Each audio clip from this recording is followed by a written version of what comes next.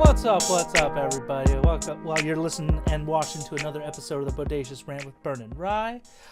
Today we're talking about a prequel film that, again, I don't know if anybody truly asked for it, but Disney delivered it anyways. And if you haven't guessed already, is easily the prequel to one of the most, if not one of the best Disney movies ever made, and that is Mufasa, the Lion King, starring Aaron Pierre from various stuff. The only other thing I've seen him this year was Rebel Ridge on Netflix, which I definitely recommend. It's also got Blue Ivy Carter. Let me see who else I apologize. Mads Mikkelsen, Donald Glover, John Connie, Billy Eichner. Basically, some of the returning cast from the 2019 Lion King. But this is a non-spoiler review, so don't worry about that. Give us a thumbs up if you do enjoy the video. Ring the bell to stay up to date for notifications, and of course, subscribe to just join the ranting community. So basically, as being a prequel about, and the title, it's literally about Mufasa becoming the king of the Pride Lands, and his journey on that way of leadership, and that's pretty much all it is, really. Again, after 2019's Lion King, at least in some of the circles I was running in, I was the black sheep of that, where I did not care for it whatsoever. Like, it was all polished, no substance, nothing really warranted that remake, because like the only thing that I had writing was, oh my god, it's photorealistic, the animals can be like super real, and they were, but it was just such a superficial dud that I'm ashamed James Earl Jones was involved in it, because he is Mufasa, and Darth Vader and all that stuff. But this one, I was pleasantly surprised. I'm very happy that it was definitely an improvement in many ways, but it's still, it's one of those prequels like War of the Rohirrim, and oh my god, there was another one I feel like that was a big disappointment. But yeah, this one's still disappointed in, like, basically like the storytelling aspect of it, and yeah, I don't think it needed to get made. But Bern, what did you think about this one? Yeah, so I mean, I also share similar sentiments with your thoughts on the 2019 live action remake of The Lion King. The way you put it was perfectly. It was just like all style and no substance. Where it seems like they took everything from the animated original, and they just stripped away all its personality and all its fun and all its like sense of wonder and charm that really like made that movie work. Even as a 2D animated film, it was just oozing with personality, and that one just had none of it, despite the incredible cast that they put together to voice a lot of the characters in that movie. It seemed just more like a technical test, for that sort of like technology, the hyper realistic 3D models, and that's very much back here in terms of the visual spectacle of it all. But it seems like this time around they didn't forget to bring a lot of the other elements that they forgot in the first time around. So yeah, I mean, I definitely agree that this movie is an improvement on the last one for sure. But honestly, again, that's not really a hard thing to do with how little I liked that movie, and especially coming off of me really loving the original Lion King movie, one of my favorite movies of all time. To get that was almost a slap in the face. But here they seem to be making steps to sort of rectify that, and I think Barry Jenkins, who's the director here, for people who know his work, this is something very different than what he's done. He's done Moonlight and If Beale Street Could Talk, and those are very soulful, very intimate stories, and he brings a little bit of that in here, with the characters of Mufasa and Taka, who we come to know as Scar.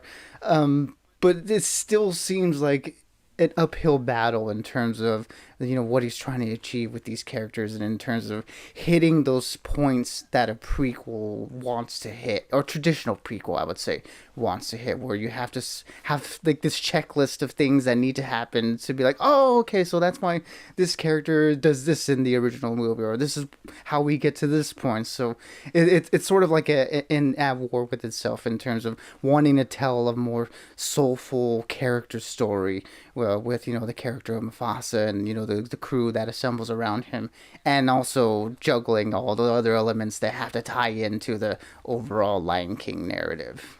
Yeah, I think honestly, maybe if it wasn't Lion King, maybe they would have had more fun with some of the character moments. I think one of the the best like live action slash like remakes was The Jungle Book, despite some of the poor acting in that one. But what I loved about that one is that Shere Khan was way more of like a horrifying villain than in the original cartoon from like the 40s or 50s or whatever it was.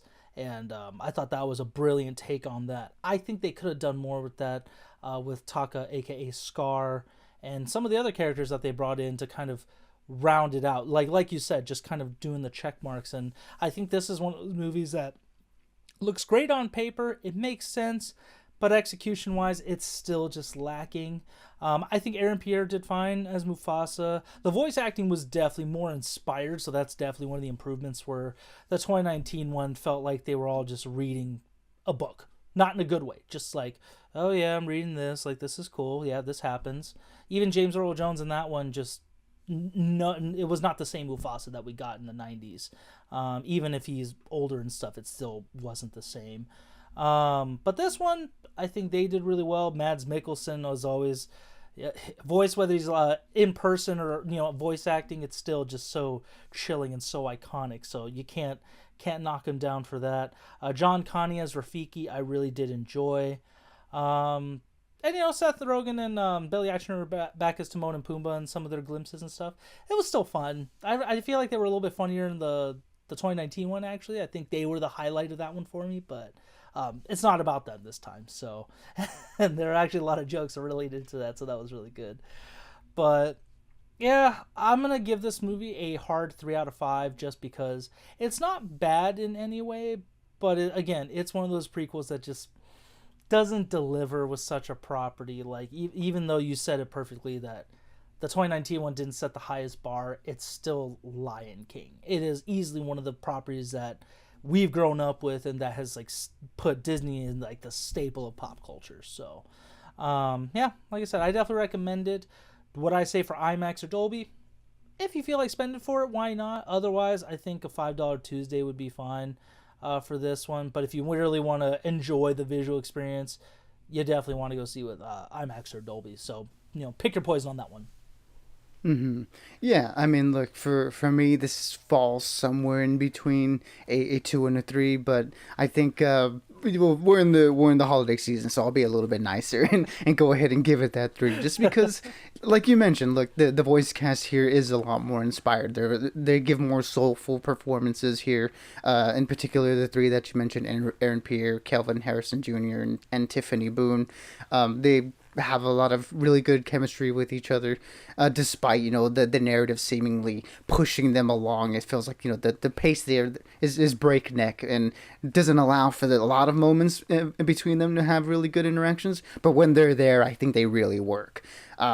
And that goes for like a lot of the other character things in this movie too, because while they're happening, they're great. It's just the movie's trying to get to the next plot point, so that is a little bit frustrating. But overall, the story here is much more interesting than the first time around.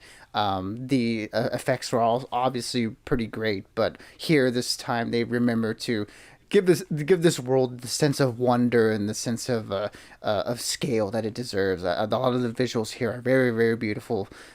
Where it felt like the last movie, it was very stripped of color. This one has a lot of color, and that was really nice to look at. So yeah, the story's enjoyable, in terms of a fun adventure story. The characters are nice, and a lot of the visuals were good. It's just, yeah, that's sort of the pacing that holds it back, and of course the checkmark stuff that also holds it back a bit. But overall, an improvement on the last one. If people were worried about that, this one is definitely better, and this one is much more worth your time. Is it much more worth your time than the other family movie offering that we have this week with Sonic? I wouldn't say so, but if you were going to go watch this one, I think you're still going to walk away from it having some enjoyment. Yeah, I think I want to see a prequel break. I want to see prequels going forward break the trend of it has to be the most epic thing compared to the original. I'm like, no, I just like there are some prequels that need to dial it back, and I think this one would have benefited more had it been a smaller story with more intimate character moments like you were talking about. So, yeah, for those of you that happen to catch it this weekend, please let us know what you thought about it in the comments. And like I said, I don't know if we'll be able to get another review in by Christmas. So to all of you who've joined us for the last few years and this year especially, much blessings and Yuletide greetings for you all. Especially have a great Christmas, everyone. Especially you, Bern. I'm always looking at you. And until next time, everyone, stay bodacious and keep on ranting for us. Exactly, everybody. Have a bodacious holiday season and be good, be safe, and as always, we'll catch y'all on the next one.